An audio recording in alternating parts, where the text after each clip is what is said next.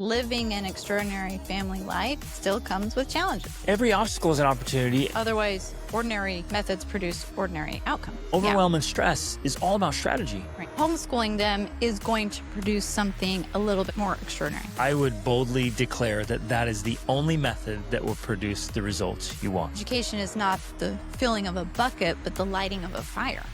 Ladies and gentlemen, welcome to the Extraordinary Family Life Podcasts. We're your hosts, Craig and Rachel Denning, bringing you the goods, all the goods that you need to create and live your extraordinary family life, whatever that looks like for you. Man, we live for this stuff. I love it. I think about it all the time. I obsess about it. How to help you create, design, live, and enjoy a middle-class marriage, phenomenal relationship with your kids, incredible family legacy, epic dreams, even in the midst of trials and trouble and tribulation and difficulty. On the world stage or just in your family? Both, because it's happening on the world stage right now and it's happening in our family right now. We're just facing some challenges and difficulties. And in the midst of it, feel like you got punched in the gut and kicked in the nuts and you still think, man, life's still good. And we have all the things that really matter, right? Even when we're facing challenges. And I hate to burst your bubble here, but I'd rather tell you than you be surprised by it. When you chase big dreams, your dumb goals, demanding, unrealistic, meaningful, and bold, you will face some big obstacles. And things will not always work out joyfully. Well, and or easily. I think they work out if you make them work out, but yeah, it's not always easy. I was going to say, or I was thinking you were going to say, hey, I don't want to burst your bubble, but living an extraordinary family life still comes with challenges. And that's something that, at least when I started pursuing an extraordinary life, I somehow thought it meant, oh, you'd reach this point where everything was perfect. Yeah, no more problems. No more problems. Yeah. And that's, of course, not realistic at all because it's actually delusional. It's very delusional. Exactly. So the point is not to eliminate problems, but the point is to learn how to live in a way that the problems are worth it. Yeah. Because they bring you more of the things you want, enjoy, and love and appreciate. And that's just the nature of, I guess, growth and development and pursuit that, like we've always said, the obstacle is the way. The problems are how you become more extraordinary, and it's how you achieve everything you actually want. Yep. So problems are opportunities, not problems. They are, and every obstacle is an opportunity. And I guess, yeah, it was quite naive of us and kind of ignorant to think. And I think a lot of people think like this, like, oh, if I become really healthy and really wealthy, then I won't have any problems. I won't have any problem. And that's just not true. Life has problems. Nobody's getting through life without problems. So the point is then, and that's not just like, oh, great, settle into this horrible existence, life sucks, and then you die. It's like, well, you're going to have problems. So let's choose our problems. And, you put in the work up front. And so you just have different problems. And I would say better problems. I'd rather choose my problems by chasing big challenges than just have problems inflicted upon you because of poor health or poverty or horrible relationships. Like, it's just, let's choose the better, the upper level of problems. Yeah. And that is the major difference, I think, because when you are living intentionally, when you're pursuing extraordinary, we're saying, oh, you still have problems. But the difference is it's not problems that are inflicted upon you. It's problems you've chosen. And really that's where we're at. Like we've chosen the problems we have because of what we are pursuing. Right. And that's the biggest difference that makes it, at least in my mind, more worthwhile and more bearable because you're like, I chose this. Yep. And I was going to say our philosophy, but I'll own it. My philosophy has always been ready, fire, aim. Rachel's just kind of come along, sometimes willingly, sometimes grudgingly. Unavoidably. Exactly. And so we just full send on all of it. And sometimes you jump out and you're like, man, I have to make a parachute on the way down here. And I've got a timeline and a deadline, literally, or, whatever. You try something, you go big. And I've taught this for years, like that we ought to be pursuing goals and targets that are currently beyond our current capabilities. Because otherwise you stay stuck, right? Yeah. If your targets aren't bigger than you currently are, then you're always going to be operating within your current level. And you literally condemn yourself to that level of life. In order to level up, you have to purposely try to do something that's beyond your current capabilities. Mhm.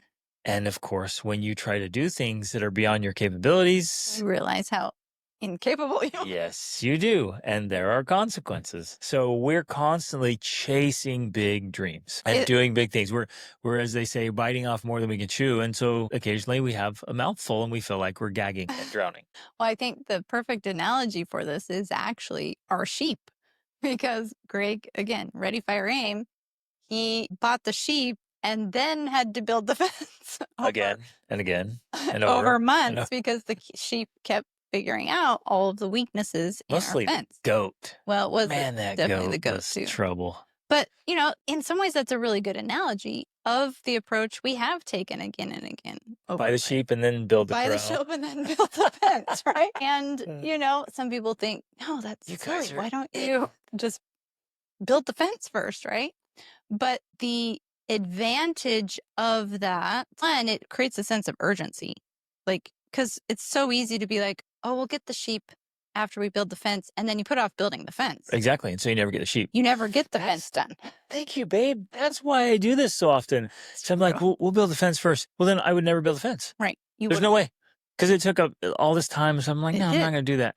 But if my sheep are running down the road, I'm like, okay, I got to go work on the fence. Work on the fence. So it creates that urgency that requires you to give time to making that a priority because you already have the sheep. And so, while we have taken this ready, fire, aim approach, a lot of times I think it works out the best because it creates that sense of urgency, necessity. Plus, you also do get to enjoy the benefit of having the sheep along the way. I mean, it is fun to have me the sheep. chasing them around all the time, letting them I out leave every that day. to you, but That's because I'm so like, fun. you bought these sheep. That's your job. But, they've had babies it's been and it's great. cute. And so it's like, oh, it's an experience. And our girls will say, oh, I love having animals and watching them out grazing in the field. Just little things like that. I look out in the morning off my balcony and I can see our little teeny herd of sheep. And, so that we've enjoyed all of that in the midst of you fixing the fence along the way, right? Rather than waiting until we had the fence first, which again, we'd still be waiting. I know that. And our pig had piglets last night. So we're all excited about that. Oh, it's awesome. No, it's great. And I would say the same is true with investments. That was a really great insight, Rich. Because and I see that we've done this, the people I work with do this. They're like, well, I'll start saving up and I'll kind of look for an investment. I'll see if something pops up. I'll see if there's some real estate or if an asset, and I'll just kind of keep my eyes open. Months pass and then years. And if we aren't keenly aware, sometimes decades. You're like, hey, what about this investment plan? You're like, yeah, I've been working on I put a little aside, but then that thing came up and then that other thing came up and the kids needed this. My wife wanted that. And so what I'd set aside for investing, now, we put it to something else. And I'm like, an asset or like just an expense? And well, it was an expense. And, I haven't really seen anything. Well, how hard have you been looking? Well, no, not really. and so that's what happens. So in our case, we're like, hey, we could have taken the long, we'll get there someday kind of thing. And someday isle is a little isle in the sea that doesn't exist. And if you wait around for someday, it seems more comfortable and convenient. And it often seems wiser. Right. It seems safer. But then you're like, no, there's an opportunity right now. Am I ready for it? No, I'm not. Let's take it anyways. And it makes for a really great story afterwards. Right. But just like the sheep fence, it creates that urgency that requires you to give attention to fixing the fence because you've already got the sheep and they're going to get out. Or they would get out. Okay, let's dive in. I've been excited all week to get back to this episode. Like super crazy excited. There's so much to talk about, so much to think about. I was just sitting there just thinking on this so last week we had some technical difficulties. Yes. So I was wondering, are we having technical difficulties? I'm like, I'm making sure we're not having technical difficulties again. And so we kind of cut it short. And we just barely touched on it. Now, by necessity, we cut it short. Well, the computer and camera decided just to cut it short. They just stopped working. So this time, I want to dive in deep to these really, really great questions. So let's do it again. Now, but this time we do, and we talked about that we want to emphasize more on the homeschooling aspect of this question but we probably will still cover part Absolutely. of the other question. It's Now, all interconnected. should I read the whole thing again for Yep. those? So I'll just read it so you don't have to go back and you don't have to go back and watch the other episode to know what we're talking about. My husband and I are successful real estate brokerage business owners. I'm a driven, focused, successful businesswoman with a desire to slow down and be the best mom I can be for my kids and to be more present. Being a business owner allows for flexibility. We have more options with our time and our money than being, quote, hired to work for a company, but it also comes with stress. The goal we have for our children is to love Jesus, to live for him, to be independent, smart, capable individuals that can handle life, to be able to think for themselves and solve problems, to be well rounded, to learn languages, culture, instruments, history, science, math, English, computer skills, sports, health and fitness, financial management, to cook and clean for themselves. That is so Yeah, beautiful. I And love we're that. going to touch on that a lot today. Right. I'm considering homeschool, but I don't want to be the only teacher in their lives. I want them to experience high levels of learning, to be challenged, and also to experience society at its best and worst. I'm too controlling. I want what's best for our kids, and in my desire to create the above, I'm mean, strict, and controlling, which pushes our kids away and causes resentment. With public school, it gives me a margin to do the things I need to do for work, with afternoons, evenings, and weekends to pour into our kids and teach them. However, I am very tired and feel spread thin with the high expectations I have for myself and for them and with the 4 kids. And I feel the best hours of their weekdays are being taught and led by underpaid teachers trying to corral the masses. Is learning really even happening? With public Nope. school, they get real social experiences in addition Nope. to learning. What I would like to consider is there a way where we can homeschool with a better quality education and still create margin for Yes. me to get work done Yes. and for my kids to have Yes. real social experiences that Yes. don't just revolve around extracurricular activities. Yes. Again. Homeschool kids can be awkward kids. Yes. I don't That, really want socially awkward I'll kids. just jump in right there. That's because of the parents. It's not because they're homeschooled. It's because of the parents. And the way you can test that is like, wait a minute. Are there awkward kids in public school? Wait for it. Yes, there are. And I came to that realization when you and so I was actually, I was working as a private public school teacher and a private school teacher. I was involved in all of that early on when we first married, and we were homeschooling. We were considering homeschooling. Well, And I'm yeah. like, I don't want my kids to be awkward and weird. And I was going and teaching, and I was like, hold up. I got dozens of really awkward, weird students that have been in public. And so I started asking him, like, hey, are you homeschooled? Like, is this your first time in public school? They're like, no, I've been in public school my whole life. I'm like, it's not public school then. It's not the system. I'm like, well, what is it? Because there were some homeschoolers that were solid. And when we first started teaching, it was in a community that had a lot of homeschoolers. And this was 22 years ago. And so I wanted to see them. Like, some of them were absolutely solid and some were awkward. And then public school kids, some were solid and some were awkward socially.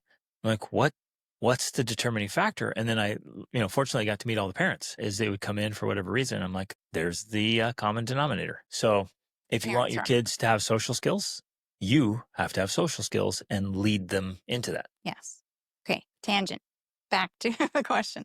I don't want super sheltered kids. I want them to be well rounded. I'm afraid if I homeschool, I will be overwhelmed. I would rather be kept at a distance to save them from myself.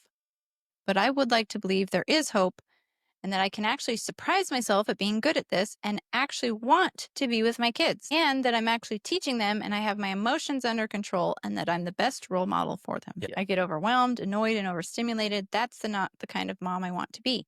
And that is not the kind of teacher I want for my kids. I want to be good at this. I want to be better. I don't feel I have enough time to improve on myself to be the mom and teacher I need to be for my kids. I'm super raw, vulnerable, and holding back tears as I write this, and I want to believe I can have an extraordinary family life. Yes. Man, every time I hear this, I I'm know, like, it's so I want to give beautiful. her high fives and a hug and be like, this is the best. This is beautiful. It's amazing. And we really went in the last episode into the points about being overwhelmed, annoyed, overstimulated, the the necessity of connection and of setting up time chunking and blocks and So systems and strategies for that. So to reiterate that, it's all about strategy. So yeah, overwhelm and stress is all about strategy, right. because overwhelm and stress only happens in our heads, and it usually happens in our heads when we're not really clear about our strategy. But if I have an awesome strategy and a great system and a plan, and I honor my plan, I don't there feel goes overwhelmed. overwhelm and stress, Right. and all the accompanying consequences that she mentions about, Yeah. oh no, now I have to be controlling, or oh, then I get Yeah. upset, or I can't control my own emotions. All of that is just a result of not being strategic enough and not having the Right. systems in place. So we discussed that in the last episode. So please go back and listen to that so you can hear those strategies. This time, I really want to dive into the homeschooling question. Yep. I want to start by saying this unbelievable list she lays out of what she wants for her children. And I want you to reread it in a second so it's fresh in our heads. So when you get the desired outcome, you have to, absolutely critical, you attach it to a corresponding method. This is where a lot of people fail in life. They want one thing and they choose a method that doesn't create that result. So if I want target A, but I'm using strategy F, they're not correlated. So the method I'm using will never produce the result I want. Right. So I have to be willing to change my method. What she describes in this list cannot be, and I say that boldly and confidently, cannot be accomplished in public school. And because it's so extensive, actually, it cannot be accomplished in mere homeschooling. And this is really why we got into what people are calling to world schooling, or at least our variety of world schooling, because there's so many varieties of doing it. But the list she describes so well can only be accomplished by a unique version of world schooling. I would boldly declare that that is the only method that will produce the results you want. So at that point, we all have to ask, do I actually really want those results? Because if I do, if I want those results enough, I have to change my method. Well, and I think the point ultimately that you're making here is that if you want to create extraordinary results, you have to take extraordinary measures. Yeah. Like you have to do extraordinary things. Otherwise, ordinary methods produce ordinary outcomes. Somebody asked me that question last night. I was interviewed on a podcast and they said, what's the difference between extraordinary and ordinary? I'm like, it's the extra. Right. Right. And in this case, if you want an extraordinary outcome, you want kids to become extraordinary adults and get an extraordinary education, it's going to be the extra. Yeah. And so you have to have that extra style method to get the results you want. So we reread the list just so it's fresh. So, but just to emphasize even a little bit more, if you send your kids to public school because that is the ordinary method, I mean, that's what most people do. So we can all agree that that's the ordinary method. Homeschooling them is going to produce something a little bit extra, a little bit more extraordinary. Absolutely. But then if you want to go even beyond that, then you have to take it another level of extra. And that is what essentially you mean with the world schooling. People may not totally comprehend what you're talking about, but what we're saying is expanding the schooling from just home and out into the world with experiential learning on a higher level. Well, and that's why I want you to reread the list, because she mentions several things in this list that can only be thoroughly learned and experienced abroad. Yes. Right. Okay, so the goal for our children. Okay, before we get into it, I was going to say, because I love that she has this list, because you and I also made a list. First of all, you and I made lists about what we wanted in our spouse before we met each other. That was important. And then when we were married and before we had any children, we read a book about homeschooling and we talked about and decided to do homeschooling. We made a list just like this one. It was actually much longer about what we wanted for our children in their homeschooling journey. And now we've made it into a PDF. It's the must know, no, skills for young adults, right? Love it. So we have a whole list of essentially everything we put on there. But the idea is you need to have lists. Like you need to know what it is you're after, because otherwise you think, oh, my kids need an education. Public school, there you go. Done. Education, check. And again, if you want more extraordinary results, you have to think bigger than that. And it starts with making lists. That's very naive trust. to Yeah, think that, well, of course, the people in this school and the people running this school, they want my kid to have a world class education. Of right, course they do. I mean, that's why they're there. They must love children and youth, or they wouldn't have become teachers. And I right. mean, they're there to do what's right for my kid. And the And best that is for so my individual child and correct their unique in their potential. interest. It's so naive. It's Yeah. not the case at all. To love Jesus, to live for him, to be independent, smart, capable individuals who can Well, handle life. just stop right there, even. That's Like, very yeah, complicated right that's there. so complex. And there's no way that's happening in public It school. does not. And the major reason it does not is because school is designed, and this is not my opinion. This is the research that's out there that's proven, that's backed up the history of schooling. It's designed to create compliant rule followers Who don't know how to think, who aren't trained to make decisions for themselves. who are told what to do and are expected to do it. Right.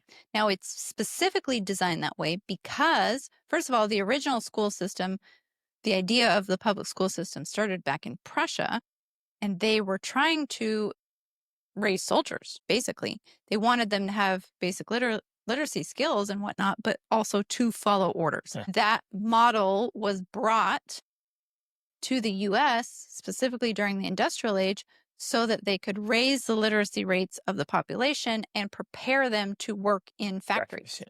So it is very much built around the idea of sit still, do what you're told, follow instructions, go here when the bell rings, go there when the bell rings. Like it's all very intentional. It's created that Has way. Now, before zero that, concern or interest in each learning no, style, learning right? ability, interest, and nothing to do with Talents. that. Before that, if you were educated, it happened at home and it usually happened with tutors and mentors. That homeschooling was the original, right?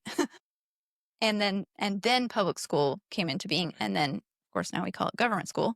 It's run by the government. But so the very model of how the public school system works means that by default, your children are not going to learn to be independent, smart, or capable individuals who can And handle life. they're not going to learn to love Jesus either, Well, yeah, because it's illegal to talk about Jesus in that public too. school.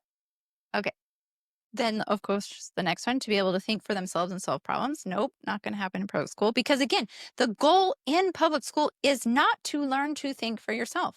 Because when you think for yourself, you actually become a disturbing element. You become a problem because you're asking too many questions and you're disrupting You're things. disruptive, exactly. You're not letting the teacher get through the curriculum or get to the test. Like it's interrupting the factory of production. And like she mentions, these tired, underpaid teachers trying to corral a Math. bunch of, wild kids.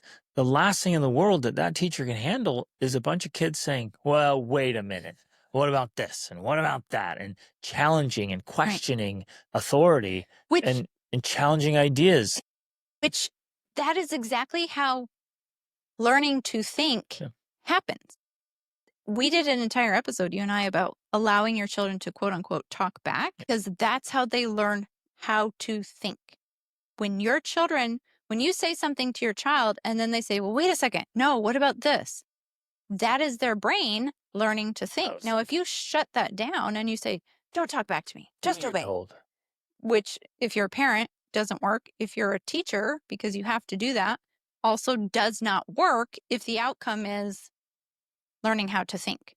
Allowing children that space and that freedom to be able to talk back like that is how their brains learn how to think. Yeah.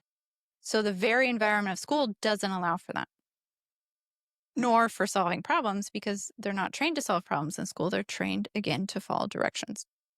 When your child has the freedom at home to be able to figure out how, yesterday I did this with my 11-year-old. I wanted her to practice the piano more, but I'm not teaching her because one, I'm not a piano player or teacher. So I'm like, your older siblings figured it out. They taught themselves how to play the piano. I need you to figure it out. Now I'll help you, but you have to figure out a system that works for you to learn to play the piano. That's problem solving, right? And it's tough. And it's difficult. And there were were tears. tears Yeah. yesterday because it was difficult. But I said, But this is a part of homeschooling. You need to learn to play an instrument because it's good for you. It's good for your brain development, but you have to find the system that works for you. You have to solve the problem. Yes. And education has to be self-directed. Right. It has to be. And so at age But that's the appropriate nature of levels, learning to solve problems right. is having it be self-directed because you're the one leading the Yep. education Exactly. and solving the problems. So this is the funny thing that people don't often get. They think their kids learn from the curriculum, but in a homeschooling setting, they learn by being self-directed. They learn by figuring out problems on their own. This entire idea of solving problems that happens in homeschooling, not from the curriculum they're taught, but by the process of solving the problems they face. And learning how to learn. Exactly. Yeah. I And learning how love to that. think. Yes. So when we look at it like that, like the foundational framework of public school is to learn to follow directions. The foundational framework of homeschooling can be, because it's not always that way. Some parents set up their homeschool just like school. a school. So there's small difference. I want to address that. But so essentially the entire framework is self-directed. Like, this is your education, figure it out, solve the problems. I'm here to help you, but you are in charge. The basis itself is thinking for themselves and solving problems and being independent and gaining in capability. Everything she has in that first 2 lines happens by the very nature of the framework of homeschooling. Yep. If it's done If appropriately, it's like you done say. correctly. So one of the fundamental problems is that we've all, been born into this system that is relatively young in the history of the world, but it's pretty old compared to us. We come into life and we think education means one person standing in front of a group of people telling them things. Oh, Mhm. that's education. And it's not. And taking them through a curriculum Yeah. that was outlined by someone. By somebody in some government office that's hopefully been shut down. That's what we're talking about. That is not education. It is not education for one person to stand there and tell other people things. That is not education. And Well- so it's happening in a public school setting, and that's wrong. If you set up your homeschool, and she even alludes to that, like, I don't want to be their only teacher. Good. You We're shouldn't going to be. get to that point Yeah. because you You shouldn't can't be. And it's impossible. If Mhm. you're the only teacher, your children are going to be very undereducated. Yes. Same with me, right? If I were my kid's only teacher, they would be Mhm. limited by all my limits. And luckily, I'm leading them to other teachers so they expand past my limits. Yeah. So, well, I was going to say there's a great quote. I think it's by Aristotle, but I'm not sure. Education is not the filling of a bucket, but the lighting of a fire. And it's that entire idea. Like the framework of the public school system is you are a bucket student, and I'm going to fill you with information Because I'm the teacher. because I'm the teacher and I have the Edu- information and I'm going to give it to you.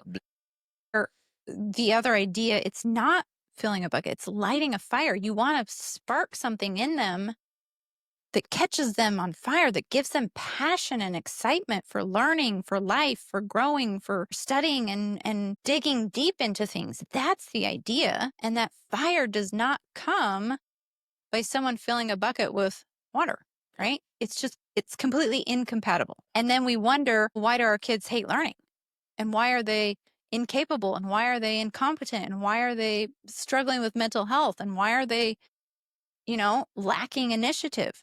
It's because we've literally been dousing them with water, trying to fill their buckets instead of sparking flames to light fires. Okay, the list continues. To be well-rounded: languages, culture, instruments, history, science, math, English, computer skills, sports, health and fitness, financial management, cooking and cleaning, all of that and more. and more has to be happening at home, and then you've got to take them out to see the world. Yes. The language, culture, history, that has to be experienced in person.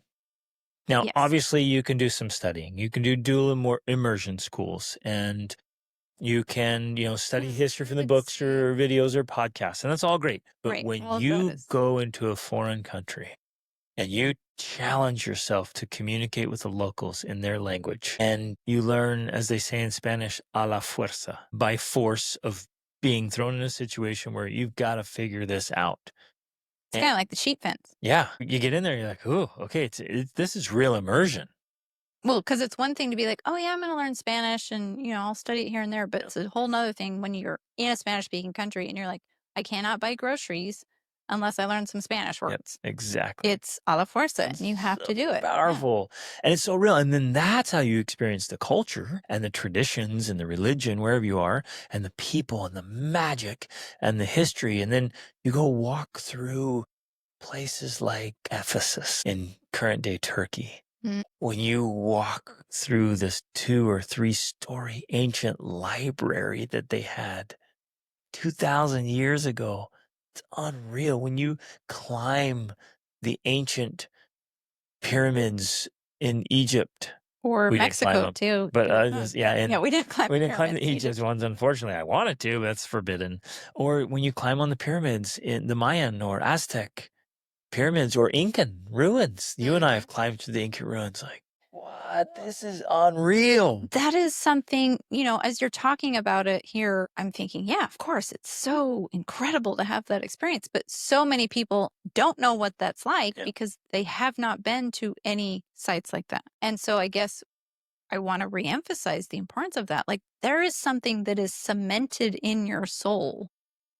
And it's like you're literally connected to the timeline of history when you go to a place like that, where that's been in existence for thousands of years. Like, I don't know how to explain it. There is something special there. There's something very unique where it's like you step into history in a way. You step into that space and time.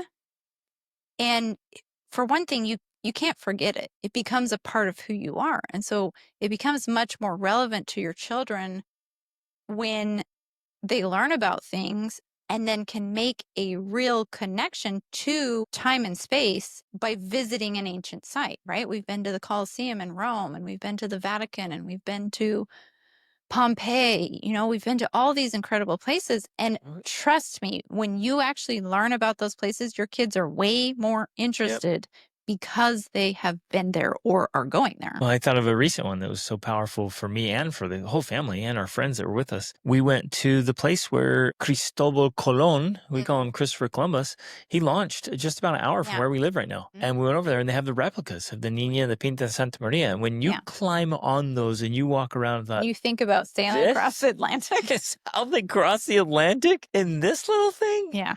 This is crazy. Right. And like, where did they go to the bathroom? What did they eat? Where did they sleep? Yeah, because there's This no is bed. insane. And your kids are walking through there going, Wow. whoa, they crossed the ocean in this? That was brutal. And now it's real. We saw the place where they left from. We saw the replicas of the ships. It's real now. And it's so powerful. We went to Sevilla, which is not too far from there, and went to the cathedral, which is the largest Gothic cathedral in the world. And they have some of his bones in that cathedral. I mean, it's just so magical to make these connections and then to see these monuments built. And even something as simple as like to love Jesus and live for him. When you travel around the world like we have, and you see the cathedrals that were built in the name of God, that adds a level of respect that you're like, wow, this is impressive. Years building this to honor Jesus. Right. Or you go to like the Barcelona, the Sagrada Familia, which is a cathedral that is going to be finished this year, isn't Next it? year. Next year, 2026, it will be finished. They've been building it for like 140 years. It's still being built. Yeah. Like, that's incredible to me that people are still building this thing even to this day. It's so awesome. Yeah. Awe-inspiring. That's what I was going to say. Yeah. Awe-inspiring. Yeah. It's magical. And so then you that's go something into that other. can't be done just sitting at home. Yep. Or Exactly. sitting in a public school classroom. You cannot have the same experience. Trust me, there is no way that can be duplicated in any other way than by actually doing. Yep. Experience. There's no replacement for experience. Gosh, so my mind is just popping now with all these places we've been. Rachel and I went to this library. It was an ancient library, at least 900 years old, and it was all handwritten. And this was in Morocco. This is at the very edge of the Sahara Desert. Yep. So it's on the very edge of the Sahara, and there was a big library there, and then there was a big library in Cordoba, Spain. And that was the route from Africa into Europe and through those two places of learning. And this was around 1100. And if I remember right, at its height, it had 1,000 volumes of handwritten books, scrolls essentially. Well, and books too on Some every books, yeah. conceivable subject, medicine and biology and mathematics. It was all there. And the handwriting was exquisite. Mhm. Like the best printers and designers had created it with the design on it and the art and the beauty and the wonder. Mhm. And it was unreal to stand there and think these are at least 900 years old, and these centers of learning. Mhm. Can you imagine 15,000 volumes just in a little library at the edge of the Sahara Desert where travelers would come through and learn? Oh man, it was so cool. Yeah. And to experience things like that is just life-changing. So if you want the things that are on that list, and I hope you do, I hope everybody listening does, then you have to do more. You have to So do the much extra. more. Yeah, you got to do the You really extra do. for the extraordinary. But, okay, so then she continues. I don't want to be the only teacher in their lives. I want them to experience high levels of learning and to be challenged, and also to experience society at its best and its worst. So Excellent. this is kind of, That in a requires way, travel. well, but in a way, this is kind of her protest against why she doesn't want to homeschool, because she thinks if I do, I'm going to be the only teacher. They're not necessarily going to get high levels of learning from me. And plus, they're not going to see the best and worst of society because they're at home with me.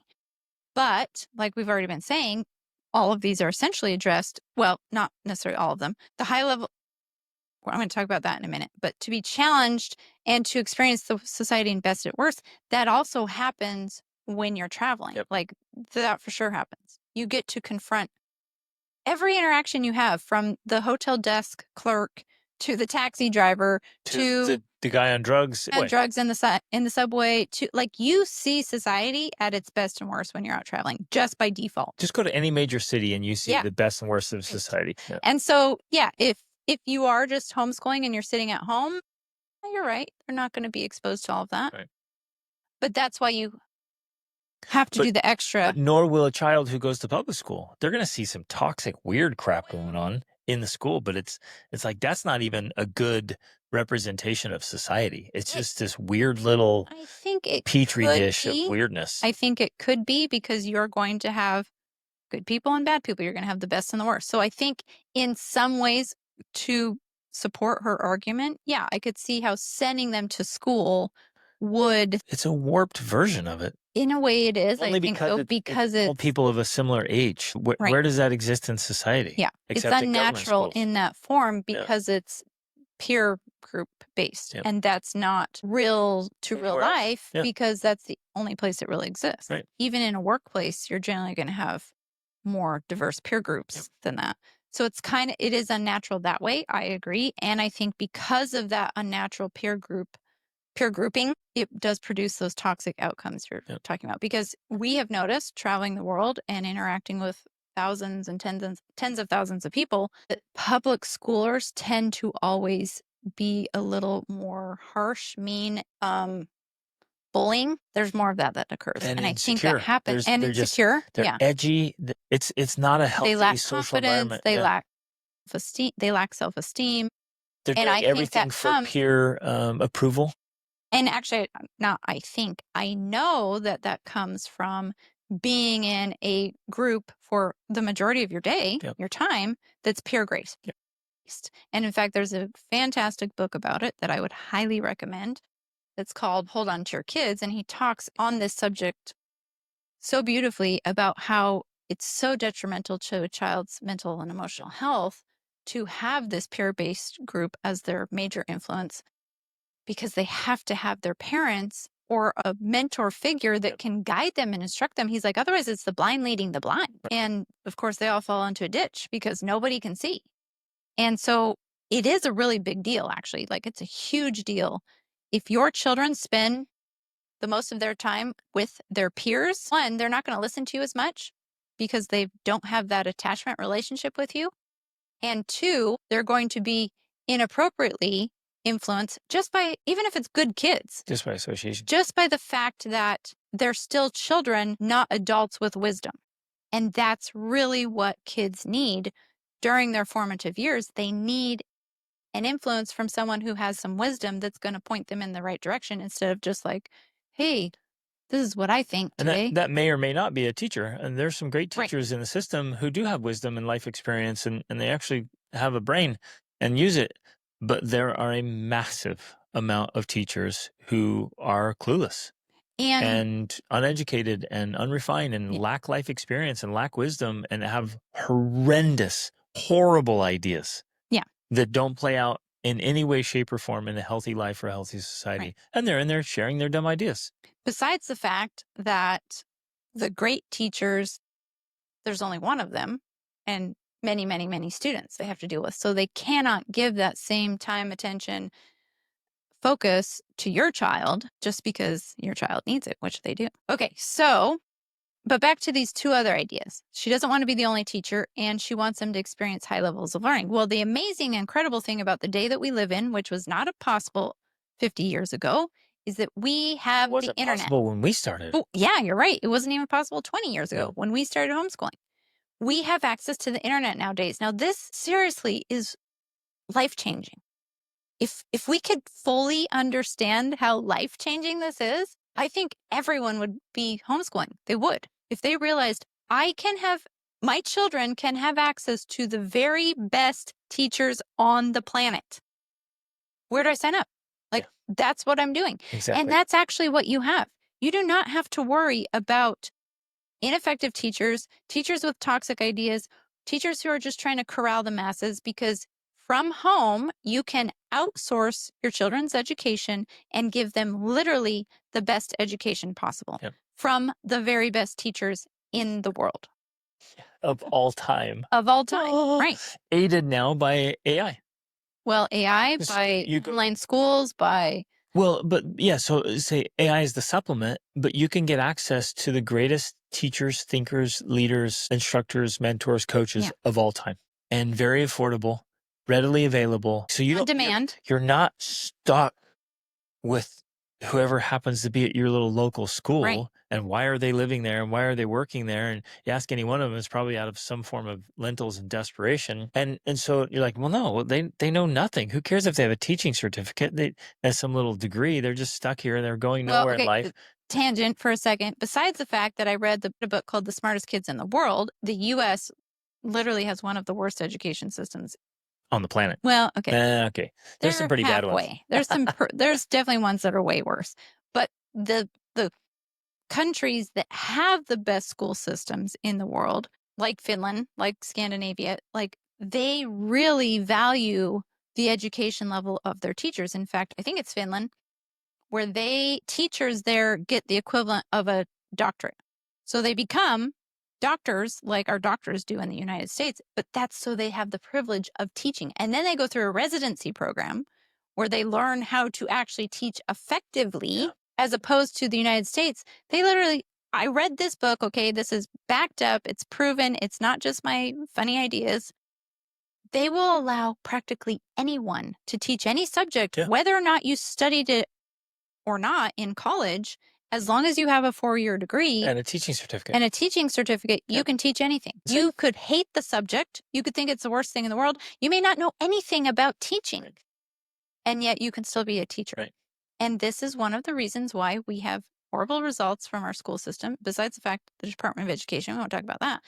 But, there's just not high standards for I teachers. think we got to emphasize that a little bit, because any of you who have a 4-year degree, you know it's a piece of cake. Like I got a 4-year degree, and like it was whatever. I stayed up late, spent most of the time snowboarding and rock climbing and mountain biking and dating, and like I had a blast, and I made the dean's list every semester, went all the way through. And this was a very good big university, and well known for its academic rigor.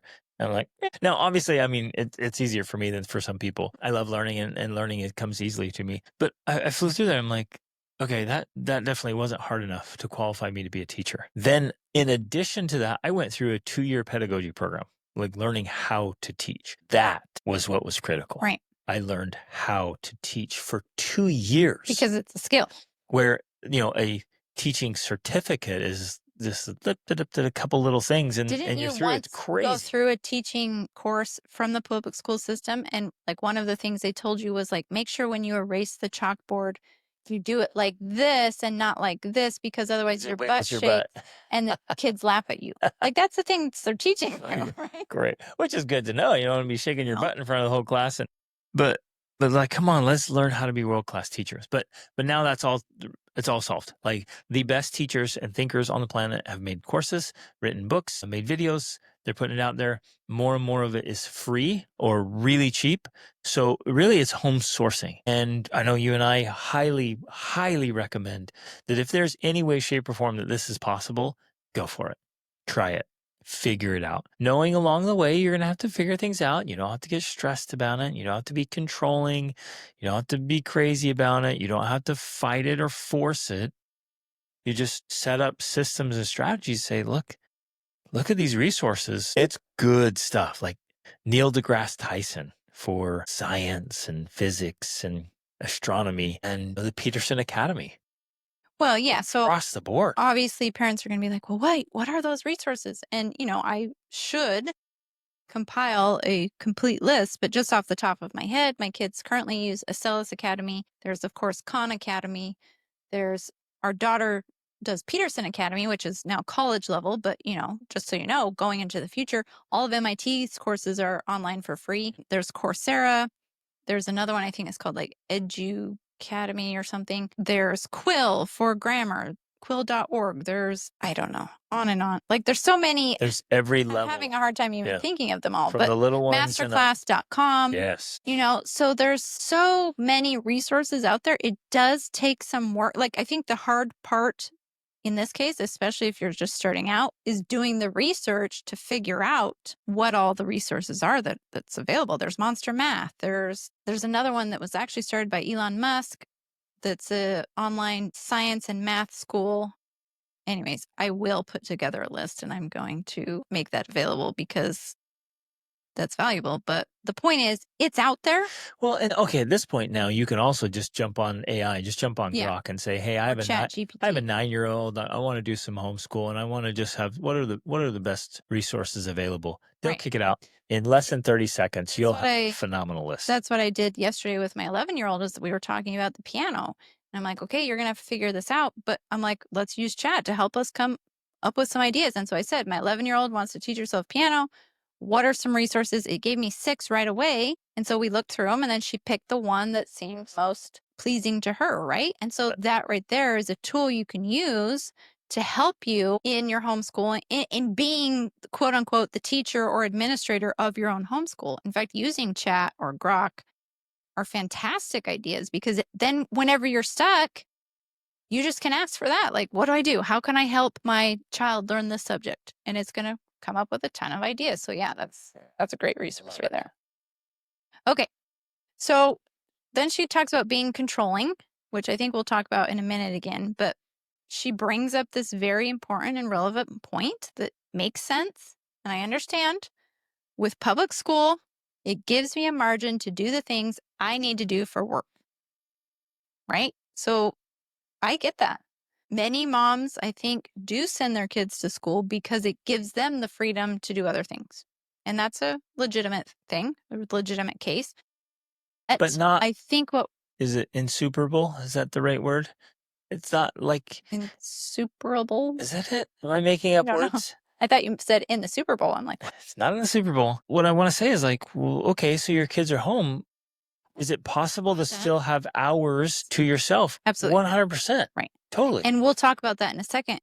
But I just want to acknowledge that, yes, that is a real thing. And I can empathize with that. But the point is, if you want this list, if you want the extra list, unfortunately, that's not going to suffice. And that is the truth. Like, in order for me to achieve the things I have with my children, I had to make sacrifices. Yep. Me, the mom. And some people don't want to do that. Some moms don't want to do that. They don't want to sacrifice their personal time, their personal ambitions for this type of outcome with their children. And so if that's their choice, okay, great. But what I am saying is if you do want this, then you do have to make those sacrifices. But at the same time, there's still a way. Like I still have been able to build my own business. I've still been able to pursue my own things. So there's still a way for me to homeschool, especially when we can use all the resources we have now available to us while also pursuing my own thing. Like, Yeah. it's possible. And this is related to what I was saying earlier about results and method. Yeah. So if you want those results, if you hear this list and yes, that's what I want, then you have to question your methods of saying, Yes. well, but I like the convenience and comfort of just sending them off and Yeah. doing my own thing. Well, that method is not going to get you the results you want. Right. So we have to, every single one of us has to be willing to take the good, hard, honest look, the uncomfortable truth of the methods I'm using will not produce the Right. results I want. And that's one of the major reasons for that is because the, the results we've been able to produce come hand in hand with spending lots of time with our kids, quality and quantity time. That's one of the foundational pieces. If we spend the less time we spend with our kids, the less influence we have Yep. over and with our kids. The more time we spend with them, even though initially, like she mentions in here, it feels frightening. It feels like we can't handle it. It feels like it's too much. It feels like we're not enough. Even though initially it's that way, the more time you spend with your kids, those are obstacles that have to be overcome. And in the process of overcoming them, you actually grow and gain that capability to be able to do that. And that's also how you get the results you want. There's Yes. no other way. Like, that is the path. So we have to, again, question our methods if we want to get different results. And one of the methods to get better results with your kids is to actually spend more time with them, not less. And doing quality things. And I was just writing that down, capturing that idea. Yes, Like, doing quality things, but also sometimes even just more time could be right. more influential. Well, But yeah, anyways, quantity matters. There's no substitute for that. But I just wrote down, I just wanted to capture this idea for myself. It's like comfortable, convenient methods do not produce extraordinary results. exactly. Right. It's true. Okay. So she acknowledges, though, that, in theory, that still gives her afternoons, evenings, and weekends to pour into the kids and teach them. The problem with this is that for many of us, our best hours are not afternoons, evenings, and weekends. That's when we want to relax. That's when we want to stop doing so much effort. That's when we kind of wind down. So, Those are like the chill connecting times. yeah, So a great time is to connect with your right. kids. But It's not time not for a great education. time for teaching, not a great time for education, not a great time for the most intentional efforts, Yeah. right? That's during primary daytime hours. Yep. And as she says, I'm very tired. I feel spread thin with the high expectations. Yeah, that's very natural and normal. I am in relax mode in the evenings. And I think that's true for you. Like, Ooh, the evenings, hey, I'm not doing and it. afternoons, weekends, like that's when we want to relax, not give our best to our kids. Okay. Yeah. So I feel the best hours of their weekdays are being taught and led by underpaid teachers corralling the masses. Is learning even happening? Again, like we already talked on this, the best hours of the day are during those daytime hours. And so it only makes sense that if you want to get this extra effort, these extra results would be to capitalize on those best hours, right? So then the key is that you use the resources. Is there a way we can homeschool with a better quality education? Yes, by using the resources available to you so that you become the home sourcer, not the homeschooler, not the homeschool teacher, but the home sourcer, and still create margin for me to get work done and for my kids to have, and then for my kids to have real social experiences. And So, that's just taking them out and having real social experiences, right. like not just putting them in a can. And it's because like most schools are built like prisons, and it's like you put them in a little cinder block box. and like, hey, with all the people the same age, and like That's not a real social. this is socializing. No, it's not. Take your kids out to see the world and interact with other humans, and the full scale, extremely wealthy to extremely poor, and everything in between, all the religions, all the cultures. Take your kid. Those are social experiences. Yeah. So there's a couple things I want to say about that. One, first of all, you don't have to necessarily, if you're sitting here thinking like, well, I can't do that or I can't afford that. Well, you Yes, don't you have can. If you're sitting here thinking you can't, yes, you can. you can. There's a way. You just have to get intentional about it. But first, you can also just start locally. You can start in your own town. Like, what museums are there? What sites? Old folks' homes? What community centers? Even in places in the United States, there's Buddhist temples you could go visit, or Muslim mosque, or like get creative and be like, what is there around me? What's available? Where can we do a field trip? You could go to the fire department. You can go, like, we've done so many different things, So, even in places when we were just living in small little towns in the yep. US. You just have to get creative and actually get out of your house and go have experiences with people. Now, the other point is, yeah, it's a very, she mentioned in here a couple times about having real social experiences. And I'm like, I just don't agree with that. Like, my viewpoint now is school is not a real social experience. In fact, it's a very fake, unnatural one. And that's because in the rest of the world, you don't have the same age peer groups. And so my take is actually, I feel that home or public schoolers are very awkward because they don't know how to interact with adults Children, and they don't know how to interact with elderly, children. Right. or people who are completely It's like different, different backgrounds. They have no idea. Yeah. they're only comfortable associating with people their own age. And they're And not even good at that, and they're even. not even that Yeah, you good take at them it. to another school, or you take them to another group. And again, we're saying this because I've been working We with youth for can't. 28 years and tens of thousands. They're not even that good at interacting with people their own age. They Right. struggle with it. And you're like, well, what have you learned? And what they learned was to be really cliquey and to meet a couple of people. And even in that, it's just endless drama. And youth are still, to this day, constantly complaining, what do I do about drama, friend drama, all these people, this and that and the other, gossiping and being mean, making fun of, ditching. I'm like, that is the weirdest, most toxic social behavior out there. And it's all happening and being fostered and conditioned into them So in that the we government school think that setting. it's normal. Yeah. So then you're like, oh, they're all, well, we call it normal because it's so common. Right. Well, they all act like idiots, so that must be normal. And I think, maybe what this mom is referring to is that she wants her children to be able to interact in those situations And just comfortably not or be socially confidently. awkward. But to me, I'm kind of like, why though? If you can look back and see that it's toxic, then you're like, why would I want my children Right. to be able to interact in that? Right. And so, you're right. This is so good. It's another important point here because a lot of people, they don't homeschool because they're afraid of the social. They're like, I just want my kids, I don't want my kids to be socially retarded. That's the thing I hear all the time. And they just dismiss it with that.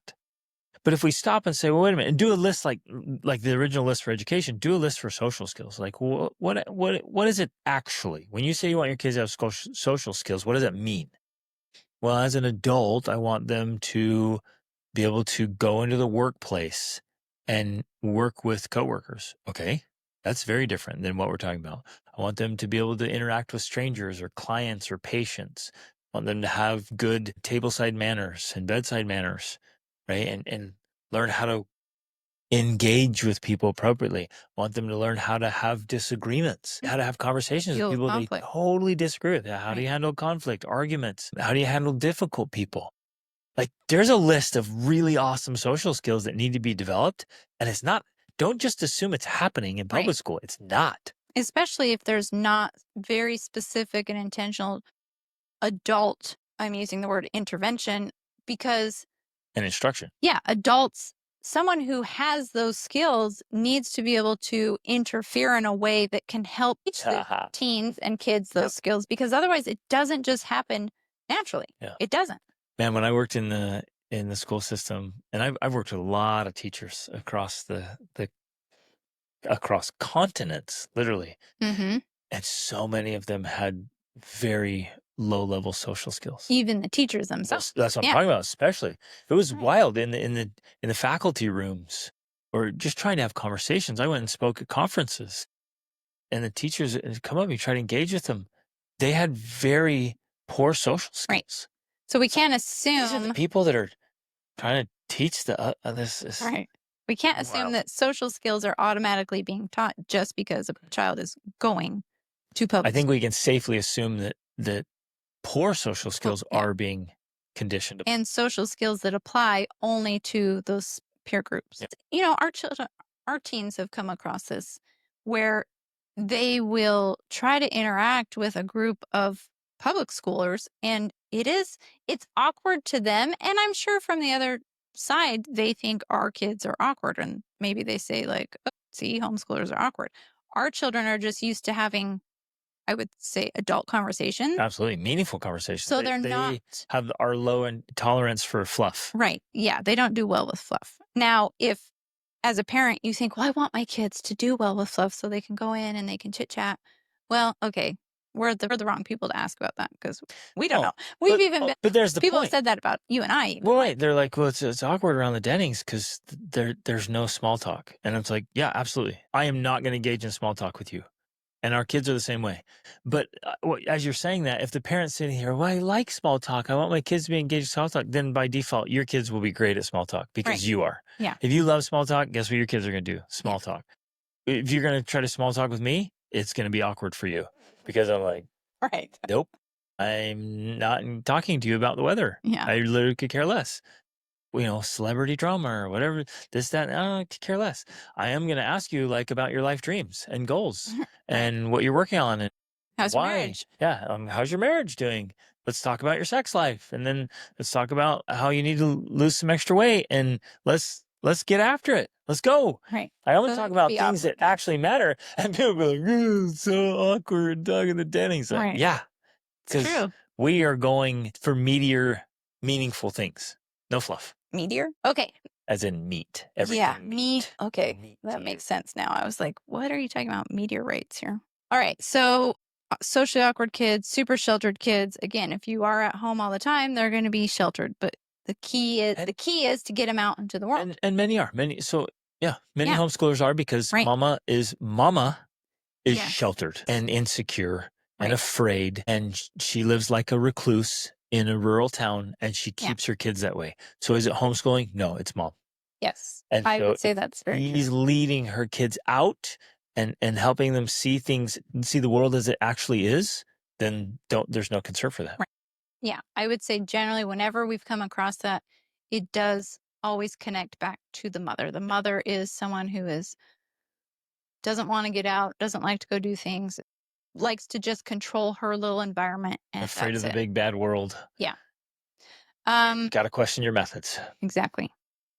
I would like to believe, so I keep them at a distance to save them from myself.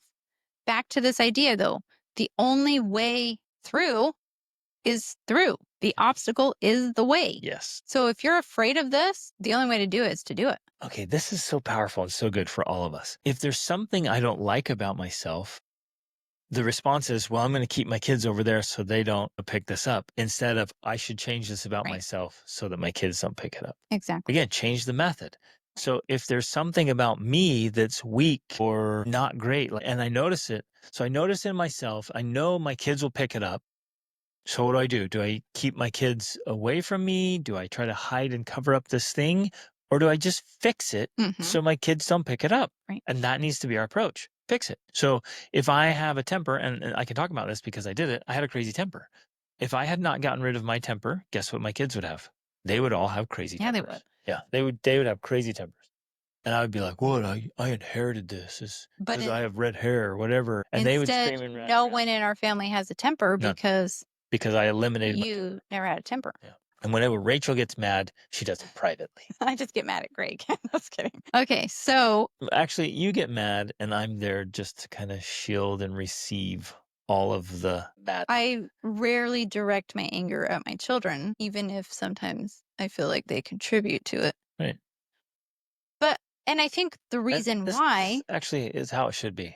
well, Like, yeah, I'm on the receiving end. As you're processing out loud and yes, feeling all the emotion, I take it all, right. and then I just throw Well, it away. let's I'm talk not about going to this for a absorb it. second because it's important, and I think it connects into her additional points. I get overwhelmed, annoyed, and overstimulated, frustrated, angry, all of those things. In an ideal situation, for the most part, children should be sheltered from adult emotions, at least age appropriately. Yep. Now, it is also appropriate and helpful at times to share measured amounts of your emotions with your children so they understand that you're not just like a robot and you have no feelings. Right. And sometimes that helps. You never experience all Exactly. the emotions and feelings of life. Right. And sometimes my children actually learn empathy or understanding or whatever by seeing that their behavior can cause me pain, right? So that's an appropriate thing.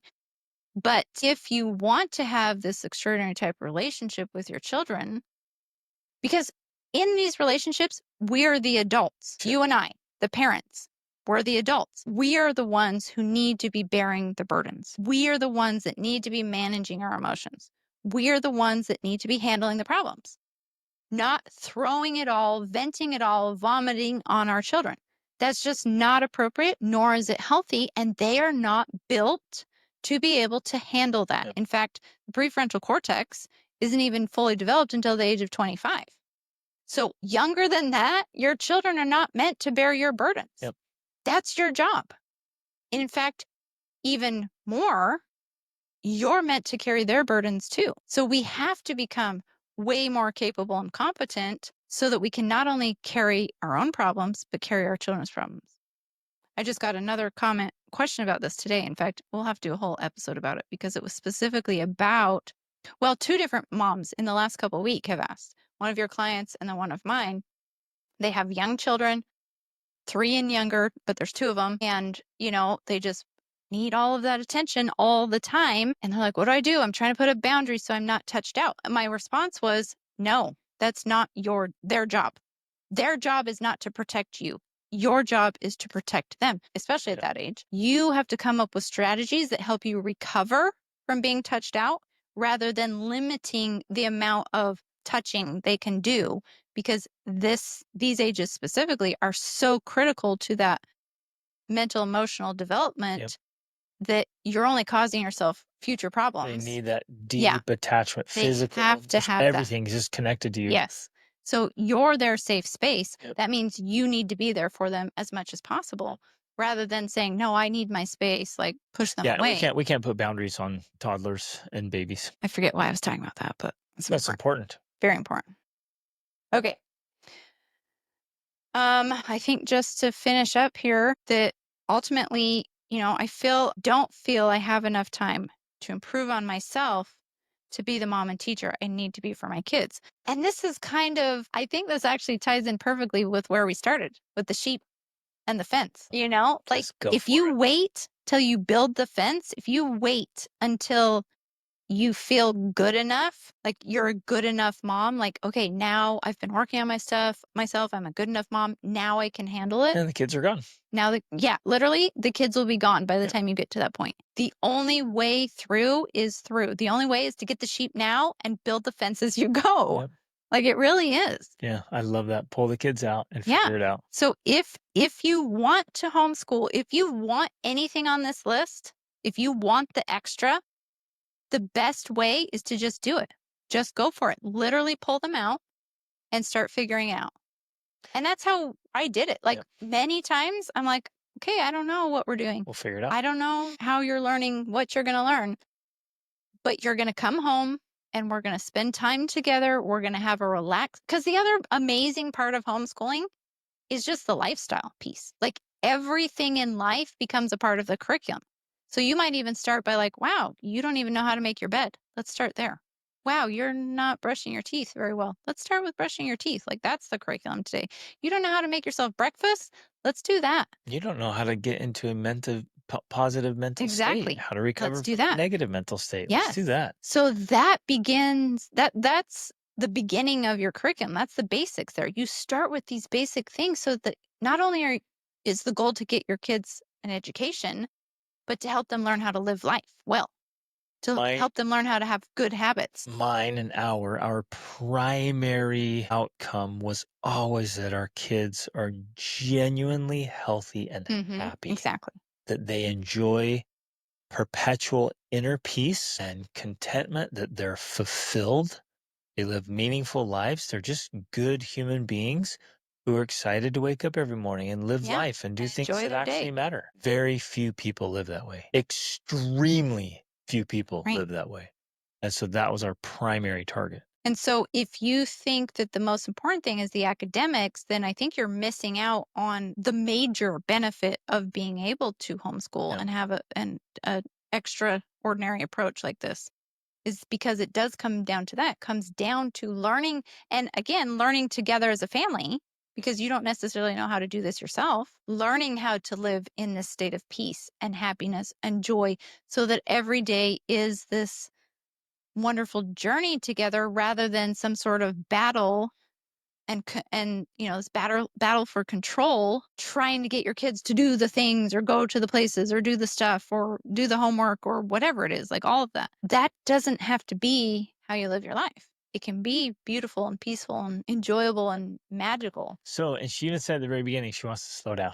Yes. So slow down. All of you listening, slow down, especially ambitious, driven moms. You guys are awesome, but you gotta slow down. You kind of need somebody there just pumping the brakes for you a little bit. Like, just slow down, Yeah. just chill and be present in the moment and enjoy that, and slow down from, obviously Rachel and I we're totally into I a thought you were world saying class. weird.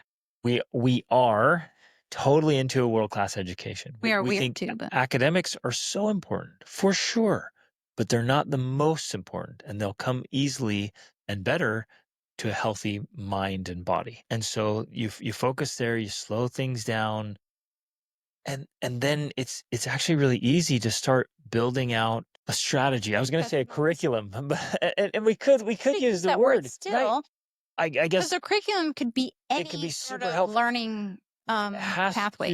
It has to include being and living and slowing down and enjoying life. So it's a curriculum that fits that, because I know it'll happen. You'll come home like, I'm building my curriculum, and you outline everything and put, Yeah. every 37 15 things a minutes day, and structured, and I'm going to do yeah, this and this and this and this. And it's crazy. And and you it's not hate it. sustainable. They hate it. You're both blowing a gasket. You're like, just slow down. So create your strategy, your plan, your curriculum, but slow down and enjoy it. And I keep thinking, Well, I can't let go of this idea that Grok, just download Grok. If you never use it, just open your phone, download Grok or chat or GPT. chat. Chat's a little more feminine I and know it's nice. okay. So grab one of them and say, hey, just give me, my kids are this age, and this age, and I live in this area. Give me 50 things we can do, activities, outings, trips, and then you'll have your list. And that list might last you all year. And there you go. So you don't have to be like, okay, the next 50 days I have to do all these. Just slow down. And now you got it. It's like, okay, this child, I would like them to work on these subjects. Give me some activities, some learning activities. Maybe make me a couple of worksheets that I could print out. Little Well, activities.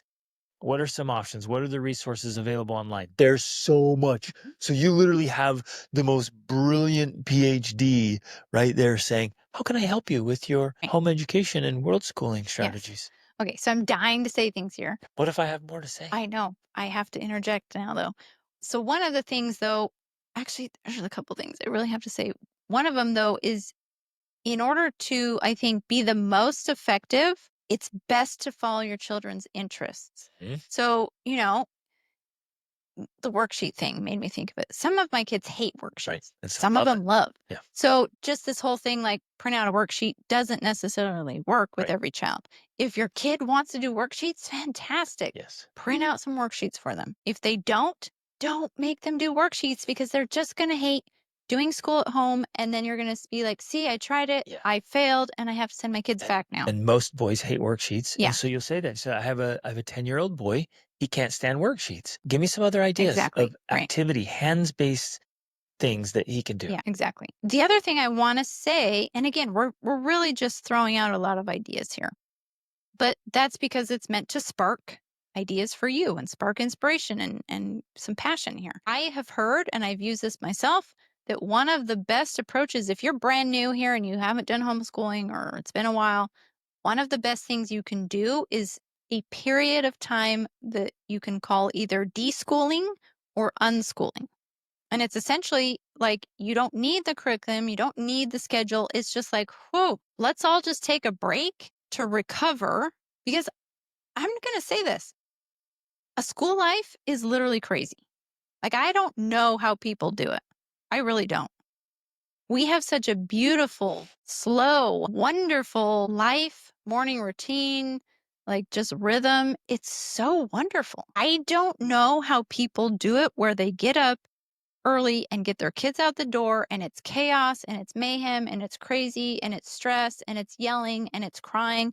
That is no way to live for me. I don't get it. And I could not do it. It's so hectic. It's so hectic. Yeah. It's so crazy. It's so unhealthy, mentally, emotionally, physically. Like, literally, it's physically unhealthy for a child to get up that early. In fact, it's best for all people to not wake up to an alarm at all. That's honestly the best way to live. If you don't have to wake up to an alarm, and that's how we live, you just wake up when your body wakes up. And it's amazing how your body gets into this rhythm where it usually wakes up at the same time. You don't need an alarm, but you don't jolt yourself out of a sleep by some alarm because you just wake up when your body's done resting. That's how children are meant to live. That's how we're meant to live. Yeah. And it's so much healthier that way. So, part of this process of, again, homeschooling is not just about the education, it is about the education, the full holistic education. It's not just about the academics. It's about learning to live. So if you have a period of time where you de-school, like, let's just figure out, like, let's recover from sleep first of all, right? And actually get some sleep. Let's figure out our own body's rhythms and our family's rhythms, and, like, what do we want to be doing and how do we want to be spending our time, and what would we do if we didn't have to do all the things we have to do, right? Now, part of this, it only works if there's not a lot of tech or devices, because otherwise your kids are going to be on their devices the whole time, and that's what they'll be doing, and that doesn't count. That's not unschooling, that's not deschooling, Right. that's dangerous. It's just endless entertainment, Exactly. visual trash. So it has to be, I would say, as much as possible device free, but it's a period of time of just really seriously reconnecting with yourself as a mom, them reconnecting with themselves as individuals, And reconnecting with the love and of learning. So reconnecting listening to books and reading. and reconnecting as a family, right? So I think that's a beautiful, wonderful way to start a homeschooling journey. Low pressure, no pressure. And you get to then introduce things along the way as you feel inspired to do, like reading, like, okay, let's read a book together, or let's start reading every night, or let's start doing crafts from the books we read. Like, we read Little House on the Prairie, then I got the Little House on Prairie cookbook and we made stuff. It's like very natural and very interest driven. You're following your passion and interest there. It's that spark that we talked about. You're lighting the spark that sets the fire, not just trying to fill their heads with information. And those of you who are overachievers or just high achievers and you're driven and ambitious, you might be sitting here wondering, like, what about academic rigor? That'll come. Yes. It'll come at the right time. And usually it's not the right time until the later teen years. That's when there's a time for academic rigor. And you're like, but my kids will be behind. And oh, what about this? And I want them to, XYZ. And we get caught up in all these social expectations of all that. Just chillax, make sure they love learning. And on their own, when they hit those teen years, they will start learning like crazy. Well, They'll chase it down and do the hard work because they love learning. yeah, that's what I was going to say. I mean, I think really the right time is when that's what they want. Yep. Because it's never the right time if you're forcing them to do it. Yep. That just doesn't have good outcomes. So it's something they want. And you think, well, they'll never want that. They will. If Yeah. you set up this type of environment where the love of learning is natural and a part of their life, and not all of them, because not all people are academics, and that's okay. But the ones who are, like, they're going to dig into that and thrive with that because they love learning. My 18-year-old she loves learning. She loves studying. She's taking Peterson Academy. She just asked me the other day, she's like, how do I really become like a scholar on this subject? And I'm like, okay, girl, that's fantastic. Yeah. That's what she wants. She's asking for it. And it's because she has that foundation and that love of learning. Awesome. Okay, go for it. Full send. Get clear about what it is you want. Identify the methods that will help you get what you want, and then make the sacrifices and the extra Efforts. effort to become extraordinary. Love you guys. Again, Rachel has tons of resources on this. Tons. So it's all built in there, and this is what we do. We have our resources. Um, jump in there, get the stuff, join the groups, do whatever it is you need to do to help create the extraordinary family life that you long for and live for. Love you guys. Reach upward.